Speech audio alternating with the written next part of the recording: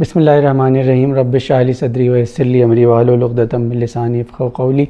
آج ہم جس جنگ کے بارے میں بات کریں گے، تاریخ دان جو کہ ان بائز نہیں ہیں وہ اس کے بارے میں لکھتے ہیں کہ اس جنگ نے اس دنیا کا نقشہ ہمیشہ کے لیے بدل کے رکھ دیا، اور آج تک اس جنگ کے آثار ہمیں جگہ جگہ نظر آتے ہیں۔ ورلڈ وار اور دوسری وار سے کہیں زیادہ اس کا امپیکٹ ہوا، اور ایسا امپیکٹ ہوا کہ مسلمان 3 بر اعظموں کے اندر پھیل گئے۔ اس جنگ کو جنگ یرموک کہا جاتا ہے اس کی لوکیشن کی وجہ سے۔ تو دوستو، ہوا یہ کہ حضرت ابو عبیدہ بن جرہ اور حضرت خالد بن ولید کی قیادت میں مسلمان شامیوں سے لڑ کے ان کو پیچھے دھکیل کے بالآخر دمشق تک پہنچ گئے، اور دمشق فتح ہو گیا۔ جب دمشق فتح ہوا تو دمشق ایک اہم شہر تھا شام کی حکومت کا، اور وہ اس پہ بڑا ناز رکھتے تھے کہ یہ فتح نہیں ہو سکتا، اور آنن فانن وہ فتح ہو گیا۔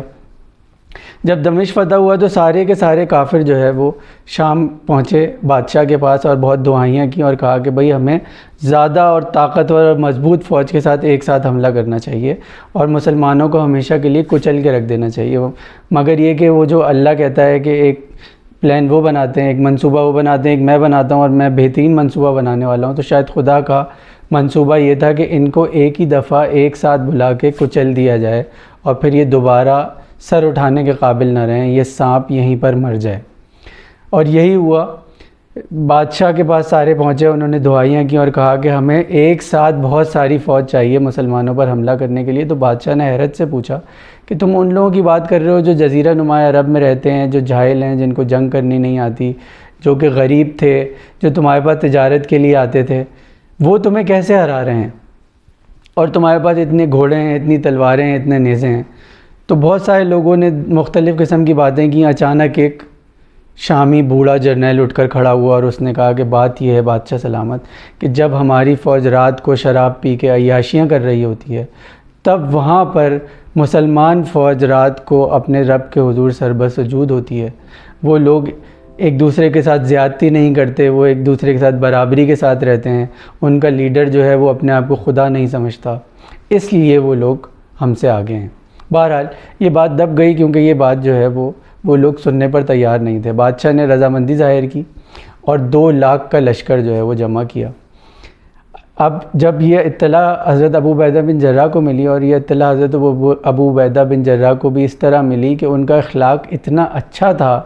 دمشق والوں سے جو کہ کافر تھے، کہ انہوں نے کہا کہ خدا کے لیے یہ عیسائی خود عیسائی تھے، وہ کہنے لگے کہ ہم عیسائی بادشاہ مسلط کرنے کی بجائے ہمیں بچا لیں اور ہم آپ کی جاسوسی کرتے ہیں۔ اور وہ جاسوسی کر کے ٹھیک خبریں بادشاہ کے دربار سے حضرت ابو عبیدہ بن جرہ کے پاس پہنچاتے تھے، اور انہوں نے بتایا کہ شامی 2 لاکھ کا لشکر جمع کر کے دمشق پر حملہ کرنے آ رہے ہیں۔ اب مسلمان بیٹھے، انہوں نے کونسل کی، اور بات یہ ہوئی کہ یہاں پر زیادہ تر جو ہے وہ غیر مسلم ہیں، تو کہیں ایسا نہ ہو کہ اندر سے کوئی بغاوت ہو جائے۔ تو حضرت ابو عبیدہ بن جرہ جو سربراہ تھے اس پوری جنگ کے، انہوں نے کہا کہ کیوں نہ کچھ دیر کے لیے ان غیر مسلموں کو دمشق کے قلعے سے باہر نکال دیا جائے۔ لیکن یہ مسلمان فوج تھی، یہاں پہ سربراہ کے خلاف اگر وہ کوئی نامناسب بات کر رہا ہو تو بولا جا سکتا تھا۔ تو شرجیل اٹھ کھڑے ہوئے اور انہوں نے یہ کہا کہ سپہ سالار، آپ کا یہ فیصلہ ٹھیک نہیں ہے، مسلمان جس سے جزیہ لے لیتا ہے اس کو گھر بدر نہیں کرتا۔ تو حضرت ابو عبیدہ نے فوراً اس سے رجوع کیا، اور بالآخر یہ طے پایا کہ مسلمان پیچھے ہٹتے دمشق سے ہوتے ہوئے اردن کے پاس پہنچ کے یرموک کے مقام پہ ایسے قیام کریں گے کہ پشت پر عرب ہو اور عرب کا میلوں پھیلا ہوا صحرا ہو، تاکہ وہ جہاں چاہیں پیچھے ہٹتے چلے جائیں، اور سامنے جو ہے وہ رومی ہوں، اور جب جیسے ہی کمک پہنچے تو وہ فوراً آ کے عرب سے ان کے پاس مل جائے۔ اس کے ساتھ ساتھ انہوں نے عمر بن عاص کو، حضرت خالد بن ولید کو خط لکھا کہ ہمیں یہاں پر یرموک کے مقام پر پہنچ کر ملو۔ حضرت خالد بن ولید اور حضرت عمر بن عاص حضرت ابو عبیدہ کے پاس یرموک کے مقام پر پہنچ گئے۔ اسی دوران حضرت ابو عبیدہ بن جرہ نے خط لکھا حضرت عمر کو اور ان سے کمک طلب کی۔ ابھی خط کا سسٹم بھی بڑا زبردست تھا۔ ویسے گھوڑوں کے راستے یا اونٹ کے راستے پہنچنے میں تقریباً 3 مہینے لگتے تھے، لیکن حضرت عمر نے ایسا مواصلات کا آمد و رفت کا سسٹم بنایا ہوا تھا کہ 7 دن میں تیز رفتار گھوڑے ایک جگہ سے دوسری جگہ ہوتے ہوئے 7 دن کے اندر جو 30 دن کا ٹائم تھا، اس کی بجائے 7 دن میں وہ خط پہنچا بھی دیتے تھے، ریسیو بھی کر لیتے تھے۔ خط سن کے حضرت عمر نے 1000 کا دستہ ساتھ کیا، جو یرموک حضرت عمر کی یہ بات لے کر پہنچا کہ دیکھو مسلمان کبھی بھی طاقت کی وجہ سے نہیں جیتتا، اپنے اللہ کی رضا کی وجہ سے جیتتا ہے۔ یہ خط پہنچایا گیا، حضرت ابو عبیدہ اور حضرت خالد بن ولید نے صفیں بنائیں۔ اب یہاں پر میں آپ کو یہ بتانا چاہوں کہ لوگ کہتے ہیں کہ سن ٹزو جو ہے وہ بڑا زبردست ملٹری اسٹریٹجسٹ تھا، اور الیگزینڈر دا گریٹ جو ہے وہ ایک بڑا جو ہے وہ کانکرر تھا۔ یہ سب باتیں حضرت عمر اور حضرت خالد بن ولید اور حضرت ابو عبیدہ بن جراح کے آگے جھوٹ ہو جاتی ہیں۔ جتنی بڑی جگہ کے اوپر جتنے کم وقت میں حضرت عمر نے قبضہ کیا، قبضہ قائم رکھا اور وہاں اپنی حکومت کو نافذ کیا، اس کے مقابلے میں الیگزینڈر دا گریٹ کوئی چیز ہی نہیں ہے۔ اور جتنی زبردست طریقے سے حضرت خالد بن ولید اور حضرت ابو عبیدہ نے جنگیں کی، اور حضرت خالد بن ولید کا ریکارڈ یہ ہے کہ وہ آج تک کوئی جنگ نہیں آ رہے جبکہ وہ 2 اس وقت کی سپر پاور سے ٹکرائے۔ تو اب آپ کو سن ٹزو کیا نظر آئے گا؟ پھر میں ایک اور مثال دیتا ہوں۔ سن ٹزو یہ کہتا ہے کہ جب آپ جنگ میں اپنی صفوں کو پھیلائیں تو اس کی چوڑائی زیادہ ہونی چاہیے تاکہ دشمن ان کو چیرتا ہوا آپ کی صفوں کے پیچھے سے آپ پر حملہ نہ کر دے، اور لمبائی کم ہونی چاہیے۔ اور جنگ یرموک میں حضرت خالد بن ولید نے کیا کیا؟ اس کا بالکل الٹ۔ انہوں نے کہا کہ اگر یہ 2 لاکھ لوگ ہیں تو یہ جتنے پھیل گئے ہیں 2 لاکھ لوگ، مسلمان بھی جو 30,000 کے قریب تھے، 35,000 کچھ لوگ کہتے ہیں، وہ اتنا ہی پھیل جائیں۔ اب آپ سوچیں 35,000 2 لاکھ سے لڑنے والا ہے، اور صرف یہی فگر نہیں ہے، 35,000 وہ جن کے پاس صرف تلواریں ہیں، ڈھالے بھی نہیں ہیں، باڈی آرمر بھی نہیں ہے، ان کے گھوڑوں کے اوپر بھی ہودے نہیں ہیں، اور وہ لڑنے کن سے والا ہے؟ جن کے پورے گھوڑے لوہے کے اندر غرق ہیں، جو خود پورے لوہے کے اندر غرق ہیں، جن کے پاس بے شمار تلواریں ہیں، نیزے ہیں، تیر ہیں، اور ساتھ ساتھ ان میں 30,000 وہ جنگجو تھے جنہوں نے آپس میں ایک دوسرے کو زنجیروں سے باندھ لیا تھا، اور یہ کہا تھا کہ ہم میں سے کوئی بھی پیچھے نہ جانے پائے۔ ایک کا حوصلہ ٹوٹ رہا ہو تو کیونکہ زنجیر بندھی ہوئی ہوگی تو وہ دوسرا اس کو روک لے گا۔ اس خونخوار طریقے سے وہ مسلمانوں کے اوپر حملہ کرنے آئے تھے، اور یہ تعداد میں صرف 35,000 تھے۔ بہرحال اس سے مسلمان کا حوصلہ کیسے ٹوٹ سکتا ہے، کیونکہ جیت تو اللہ کے ہاتھ میں ہے۔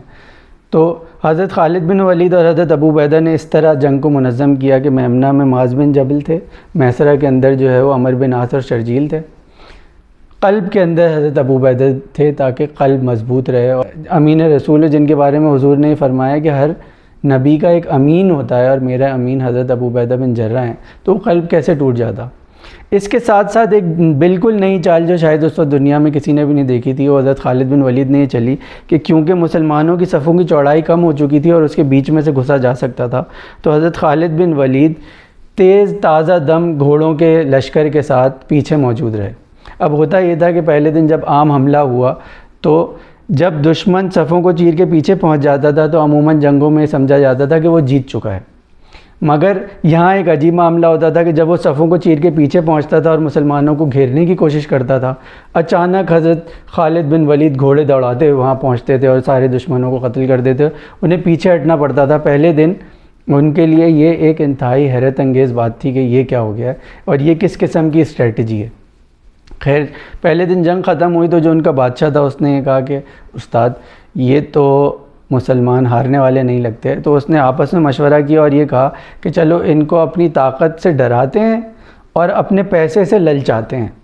تو انہوں نے حضرت ابو عبیدہ بن جراح کو خط لکھ کے کہا کہ آپ اپنے کسی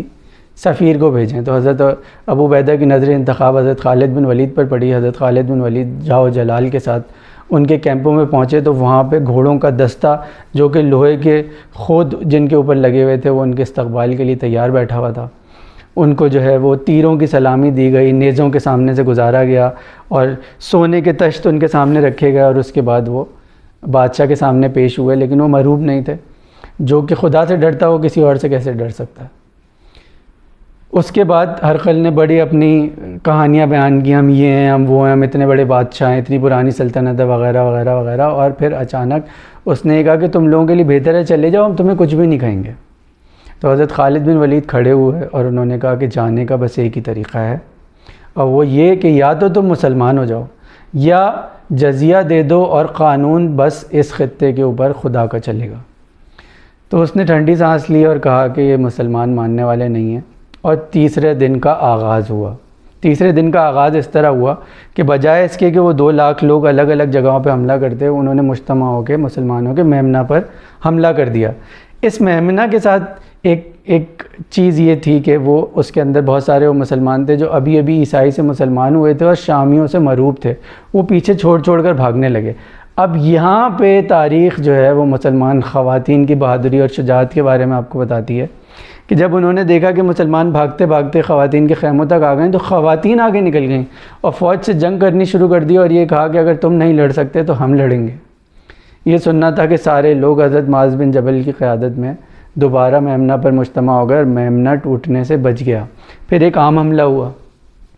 جب عام حملہ ہوا تو سارے میمنہ اور میسرہ میں پھر سے تباہی مچنا شروع ہوئی، اور قریب تھا کہ مسلمانوں کو چاروں طرف سے گھیر لیا جاتا کہ اچانک تاریخ نے ایک عجیب انوکھا واقعہ دیکھا۔ اکرمہ بن ابی جہل اپنے گھوڑے سے کود گئے اور انہوں نے یہ کہا کہ کون ہے جو میرے ہاتھ کے اوپر موت کی بیعت لے گا؟ میں آج اس میدان سے پیچھے نہیں ہٹوں گا چاہے میری جان چلی جائے، اور میرے ساتھ کوئی بھی ایسا شخص نہ کھڑا ہو جو کسی مرحلے پہ پیچھے ہٹنا چاہتا ہو۔ 400 لوگوں نے اکرمہ بن ابی جہل رضی اللہ تعالیٰ عنہ کے ہاتھ پر موت کی بیعت کر لی اور یہ کہا کہ ہم مر جائیں گے، ہم کٹ جائیں گے، لیکن اس فوج کو روک کے رہیں گے۔ اور اس کے بعد اس پوری کائنات نے ایک عجیب سا منظر دیکھا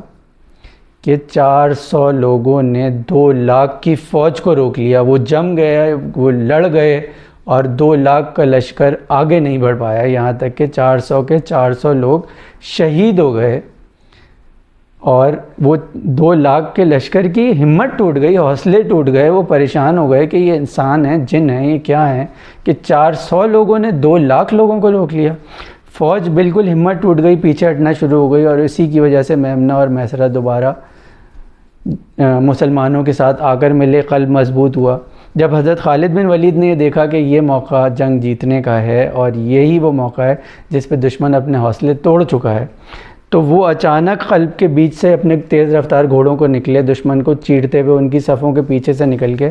اس کے چاروں طرف حملہ کر دیا۔ اب پیچھے حضرت خالد بن ولید کے گھوڑے تھے، میمنہ میں معاذ بن جبل تھے، میسرہ میں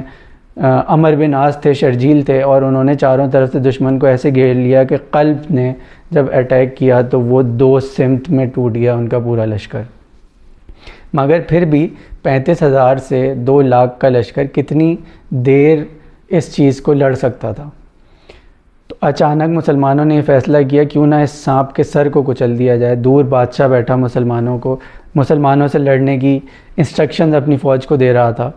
تو مسلمان اس کی طرف بڑھنا شروع ہوئے۔ غالباً شرجیل جو تھے وہ اس کے پاس پہنچے اور اس کو قتل کر اس کے گھوڑے سے گرا دیا۔ وہ بھاگا اور وہ بھاگ کر ایک ندی کے پاس پہنچا، کافی دیر تک وہاں لڑتا رہا، اور پھر اس کا سر کاٹ کر مسلمانوں نے ہوا میں لہرایا اور کہا کہ آج ہم نے وہ جنگ جیت لی جو تاریخ کا نقشہ بدل دے گی، اور ہوا بھی یہی۔ وہ جنگ جیت لی گئی۔ بادشاہ کے مرنے کے بعد ایرانیوں کے حوصلے پست ہو گئے، اور پھر تاریخ نے یہ دیکھا کہ یرموک کی فتح نے نہ صرف عرب سے آگے شام تک بلکہ افریقہ، اسپین اور یہاں تک کہ ایشیا سے ہوتے ہوئے مکران پاکستان جو آج ہے اس تک مسلمانوں کے زور کو قائم کر دیا۔ اور یہ جو ہم کہتے ہیں مکران اس کی اور اس کی ملکیت ہے، اور بلوچستان میں فلاں جگہ فلاں ہیں، جبکہ یہ ساری ملکیت حضرت عمر فاروق کی ہے، مسلمانوں کی ہے، اور ان کی وجہ سے تاریخ نے ایک ایسی جنگ جیتی کہ جس کی وجہ سے پورے خطے میں اسلام پھیل گیا، آج تک موجود ہے، اور اس کو دشمن اپنے پورے ہتھ کنڈوں کے باوجود نہیں دبا سکا۔ اس لیے ہم یہ کہتے ہیں کہ یرموک کی فتح تاریخ کی سب سے بڑی فتح ثابت ہوئی۔ وآخر دعوانا ان الحمدللہ رب العالمین۔